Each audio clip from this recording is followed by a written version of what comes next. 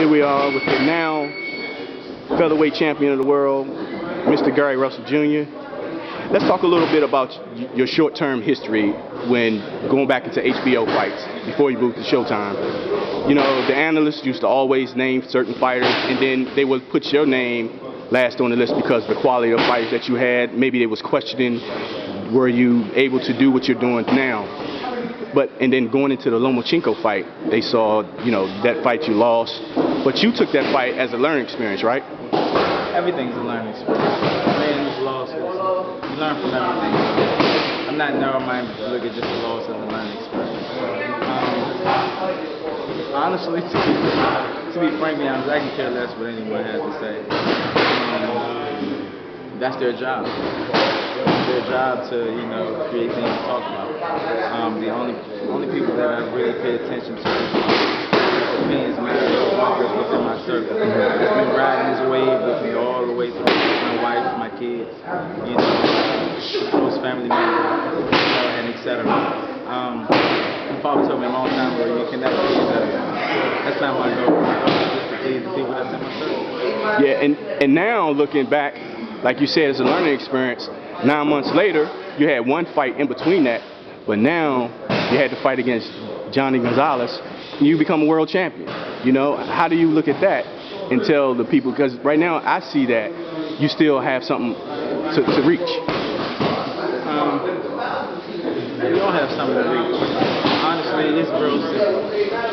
Whether you're a fighter, reporter, commentator, we all have the same common goal, to have a level of financial stability, not just for us, but for our family as well. That's all we're shooting for. Yeah. You know, I feel as though that no matter what people say, my ability is going to speak for itself.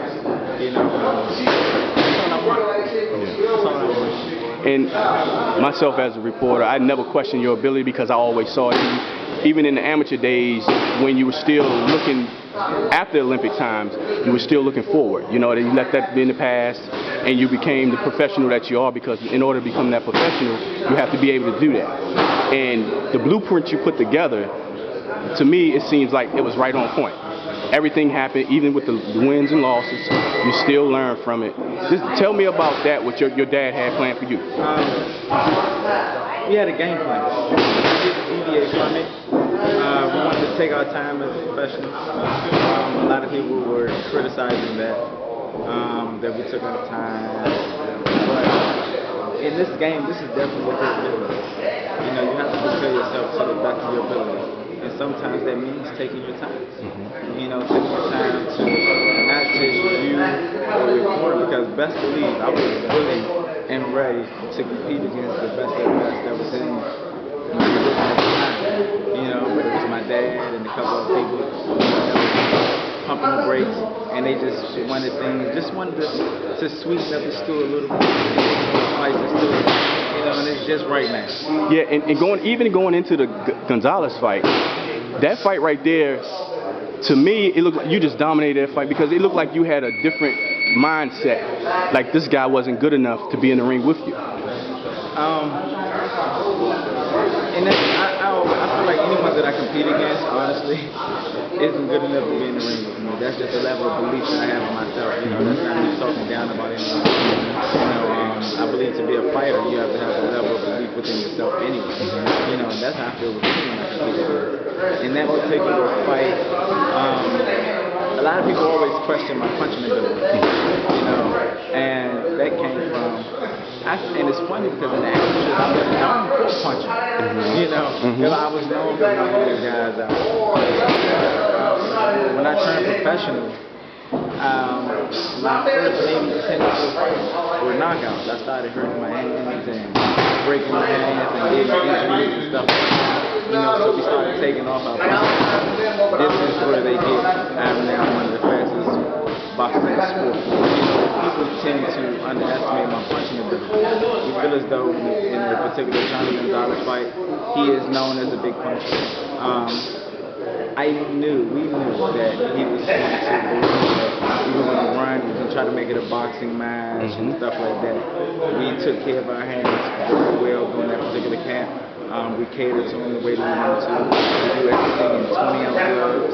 A lot of low resistance on my hands, a lot less pounding on my hands, you know, to be able to sit down and take the fight to Johnny. We knew we were touching unfamiliar territory, and we need to take the fight to him versus trying to. Yeah, now being world champion, do you take your elevation to another level? Of course, you always do. You know, anyone that's content with it stagnant. You know, you have to continue to grow. You know, and that's what we're doing. That's what we're doing. In this particular fight, it's possible that we're having to display a level of inside game. A lot of people are used to me being on the outside, boxing, you know, using my hands and stuff like that. In this fight, this is a shorter guy. In order for him to be effective in any kind of way, he's going to have to close the distance. Now you have your younger brother on the card, Antonio. How does it feel having your brother on the card? But to me, it seems like you won't be able to watch him fight because you'll be preparing for your fight coming up. Oh, I'm working his corner. Okay. So working his corner. okay. So you know, man, that comes with the territory. okay. When he fights, I fight. Oh, okay. You know, and vice versa. So you'll definitely see me working his corner if he was to compete with my card. Hopefully it happens.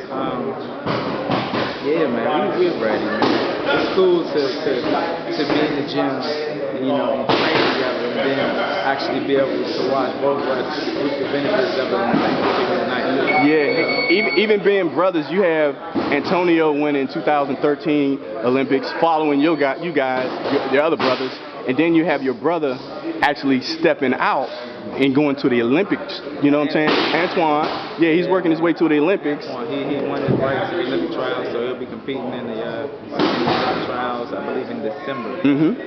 So hopefully, man, everything goes well, man. Hopefully everything goes well, man. We'll come home with two victories coming up. You know, and then right after that, we'll be grinding and sparring with my younger brother. Okay. You know, and he can make that Olympic team. So that'll be cool, man. Honestly, it's funny because I'm more happy for my father than I am for myself. You know, because I watched my father put his entire life on hold for me and my brother. You know, and for him to be able to sit back and and you know, and collect from his harvest that he put in, to be able to see it, man, it means a lot to me. So, thank you. Appreciate it.